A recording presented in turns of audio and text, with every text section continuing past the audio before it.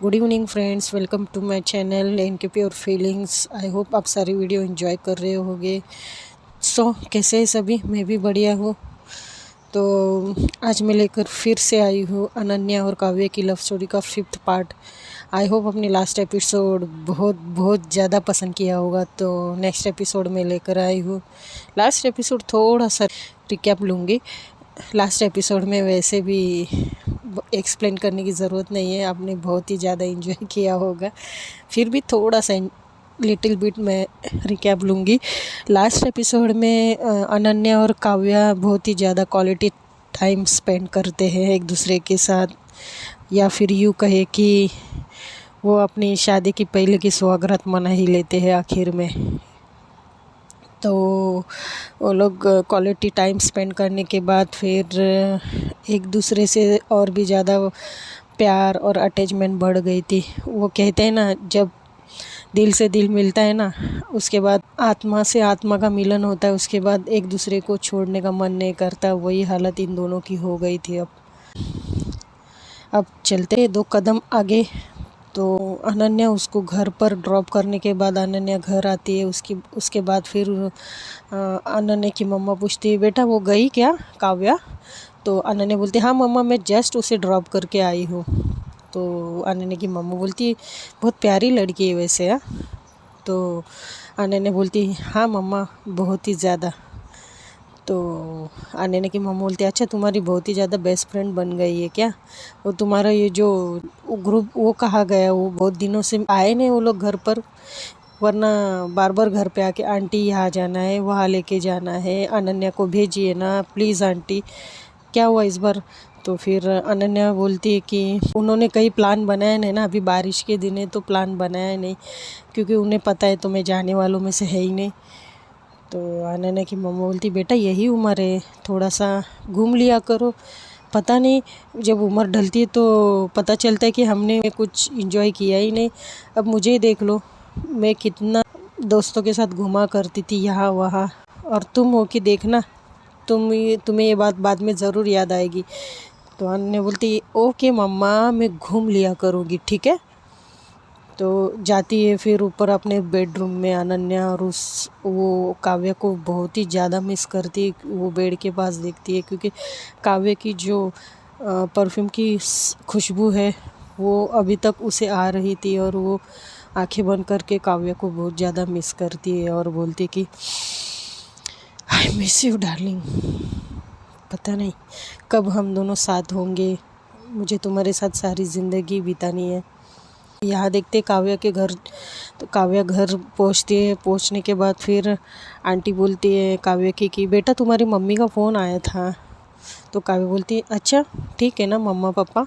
Aunty बोलती है, हाँ वैसे तुमने उन्हें 2-3 दिन से फ़ोन किया नहीं मेरा फ़ोन लेके, वरना मेरे से बिना पूछे तुम मोबाइल लेकर बात करती हो। मुझे लगा कि तुम उनसे बात करती हो मेरा मोबाइल लेकर। तो काव्या थोड़ा हड़बड़ा जाती है और वो बोलती कि वो आंटी एक्चुअली आपके नंबर से फ़ोन लग ही नहीं रहा था मम्मा का, मैंने बहुत ट्राई किया। थोड़ा सा यहाँ पर काव्या डरती है, क्योंकि काव्या जब भी आंटी का मोबाइल लेती थी वो सिर्फ अनन्या से बात करती थी। तो वो थोड़ा हड़बड़ा जाती है और डर सी भी जाती है।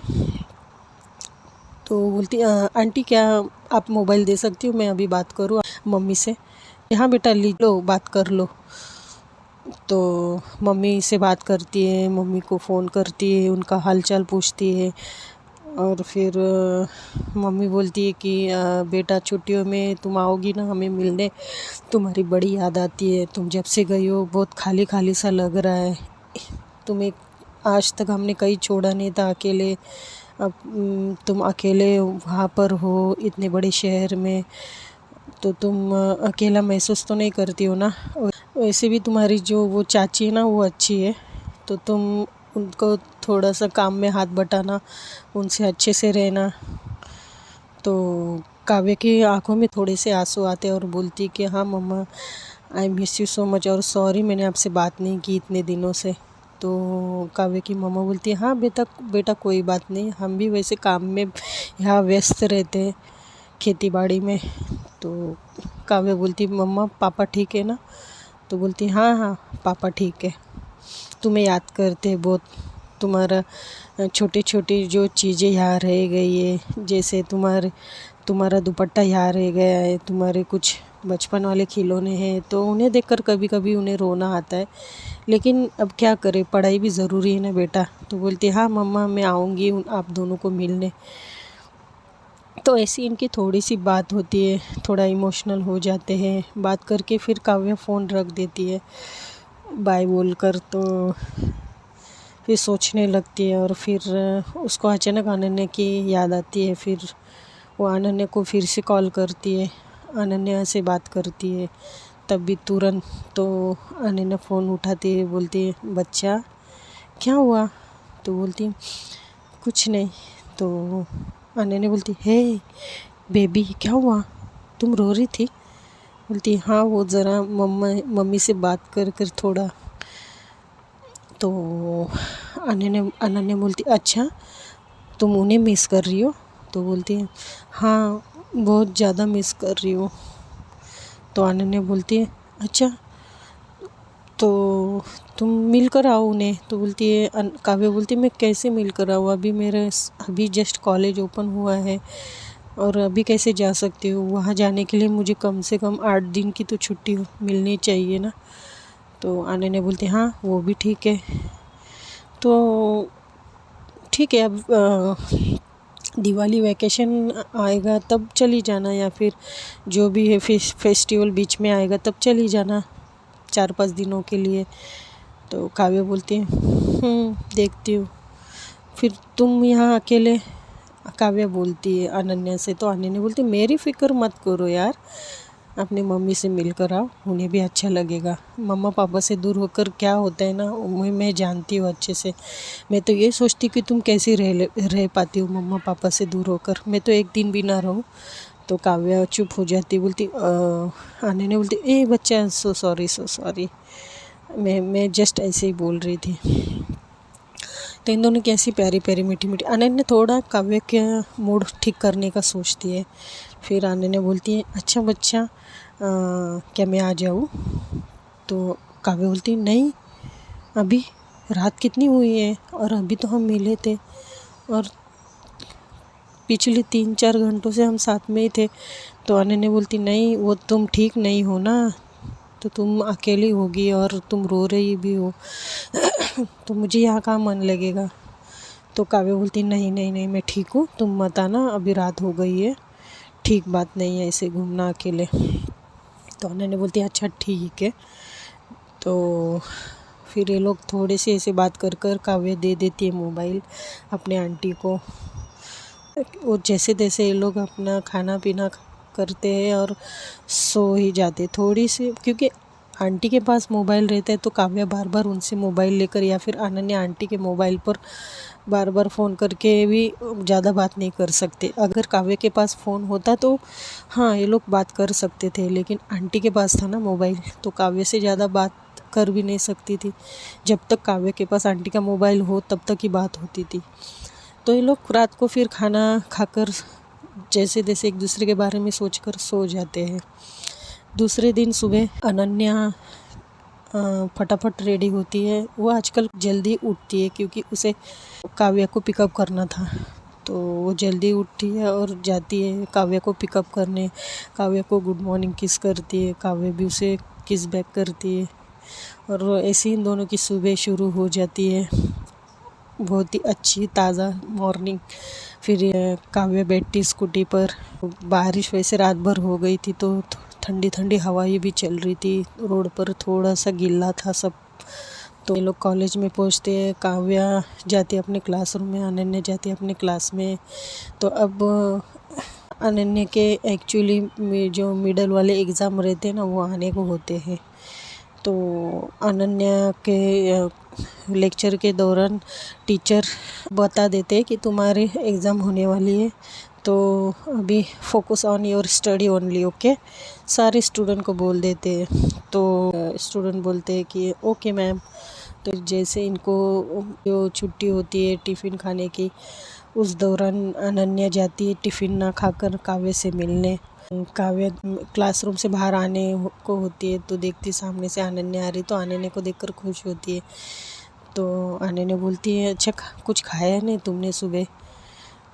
तो काव्या बोलती अब हम यहाँ पर बात करेंगे। तो अनन्या बोलती अच्छा तो तुम्हें प्राइवेसी चाहिए? तो बोलती नहीं, मतलब बैठ कर कहीं बात करते हैं ना शांति से, अभी हमारे पास आधा घंटा है। तो बोलते अच्छा ठीक है। तो ये लोग जाते हैं एक ग्राउंड के साइड में बैठते हैं। तो अनन्या बोलती अच्छा तो बोलो हुआ मूड ठीक तुम्हारा? तो काव्य बोलती है काव्य थोड़ी सी उदास दिख रही थी अनन्या को। तो अनन्या बोलती अच्छा बाबा तुम चली जाना ना मम्मा से मिलने, अब ऐसे उदास हो के मुझे उदास मत करना यार, मैं तुम्हें हंसते हुए देखना चाहती हूँ बार बार। तो काव्य बोलती ओके। तो काव्या अनन्या के शोल्डर पर सर रखती है और ये दोनों बात करते हैं। तो अनन्या बोलती कि अनन्या आगे का मतलब फ्यूचर प्लान का बोलती कि अब तुम्हारी 11th होने वाली है और मेरी 12th होने वाली है, 12th के बाद मैं बाहर जाने वाली हूँ पढ़ाई के लिए। तो काव्या डिस्टर्ब हो जाती है और भी। तो बोलती अरे वो एक्चुअली बाद में जाने वाली हूँ यार, 1 साल तो इधर ही हूँ ना। तो काव्या बोलती है क्या यार, कल मम्मा पापा से बात कर कर थोड़ी सी डिस्टर्ब हो गई थी और तुमने ये अभी मुझे न्यूज़ बता दी और मुझे और भी डिस्टर्ब कर दिया। तो अनन्या बोलती अरे मेरा बच्चा, हम चाहे जितनी भी दूर हो जाए लेकिन दिल में तो रहेंगे ना, और फटाफट स्टडी कंप्लीट करके मुझे एक मेन काम तो पूरा करना है ना। तो काव्या का मूड थोड़ा ठीक करने का सोचती है अनन्या। तो काव्या बोलती है मेन काम वो कौन सा? तो अनन्या बोलती है अरे हमारी शादी का। क्यों, हम शादी करने वाले हैं ना, मुझे तुम्हें अपनी वाइफ बनानी है। तो काव्या की आंखों में देखकर बोलती, तो काव्या शर्मा जाती है। तो अनन्या काव्या को देखती है और उसके करीब जाने लगती है उसको किस करने को। तो फटक से बेल रिंग हो जाती इनकी और वो ये दोनों डर जाते हैं। तो काव्या बोलती वो बेल रिंग हो गई है, चलिए चलो क्लासरूम में। तो अनन्या बोलती हाँ चलो। तो ये लोग क्लासरूम में जाते हैं। काव्या को अनन्या बाय करके अपने क्लासरूम में जाती है, लेकिन काव्या डिस्टर्ब हो जाती है ये बात सुनकर कि अनन्या स्टडी के लिए बाहर जाने वाली है। तो वो लोग अपने अपने क्लास में जाकर फिर कॉलेज जैसे जैसे ख़त्म होता है अनन्या काव्या का वेट करती है। अनन्या सामने से आती है लेकिन काव्या चुपचाप रहती है क्योंकि वो डिस्टर्ब हो गई थी अब काव्या के अनन्या के स्टडी बाहर जाने के बारे में सुनकर। तो अनन्या बोलती कम ऑन यार, मैं अभी नहीं जा रही हूँ ना, प्लीज़ तुम्हारा मूड सही करो। एक तो पहले कल से तुम्हारा मूड ऑफ था और मैं तुम्हें हंसाने की कोशिश कर रही थी यार, कैसे मेरे मुंह से निकल गया ये बात, शिट तुम्हें अभी नहीं बताना चाहिए था। तो काव्या बोलती इट्स ओके, अब थोड़ा सा डिस्टर्ब होना तो लाजमी है ना। तो अनन्या बोलती एक काम करो तुम भी चलो मेरे साथ। तो काव्या नीचे मुंडी करती है और थोड़ी सी और उदास होती है। तो बोलती है अरे मैं लेकर जाऊंगी तुम्हें, प्लीज़ मेरे साथ चलो तुम। तो काव्या बोलती चलो मुझे घर ड्रॉप कर दो, कुछ जवाब नहीं देती इसके ऊपर। तो उसके साथ बैठ जाती है स्कूटी पर।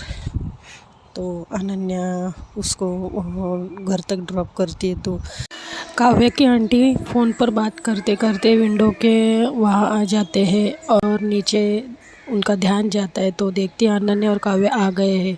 पहले तो नॉर्मली देखकर इग्नोर करती, लेकिन जब जैसे जैसे इनकी हरकतें दिख रही थी उन काव्या की आंटी को, तो वो देखने लगती है और फ़ोन में बोलती कि 1 मिनट में थोड़ी देर में फ़ोन करती हूँ। तो वो देखते देखते बोलती है किसी से फ़ोन पर, तो फ़ोन रख देती है और इनके हरकतें देखने लगती है। तो काव्या के आंटी का ध्यान जाता है और उन्हें कुछ अजीब सा लगता है दोनों के बिहेवियर में। काव्या नीचे उतरती है और अनन्या उसे हक करती है और उसको कुछ समझाती है कि तुम ये उदास मत रहा करो, मुझे अच्छा नहीं लगता है ये वो, और उसको गालों पर किस करती है और उसके सर पे से हाथ घुमाती है। तो ये सब ना आंटी ऊपर से देख लेती है। अब आंटी को थोड़ा सा कुछ अलग लग रहा था क्योंकि इन दोनों को जो बात करने का ढंग था वो कुछ अलग ही तरीके का था एक दूसरे के आँखों में, क्योंकि आंटी तो नादान थी नहीं, उन्हें तो सब पता होगा इस बारे में। तो वो देख रही थी कि ये दोनों कर क्या रहे। तो अनन्या उसे फिर से हक करती है और उसको फिर से ऐसे उसको गालों को पकड़ कर बोलती कि बच्चा प्लीज़ ऐसे, प्लीज़ तुम अब स्माइल करो प्लीज़।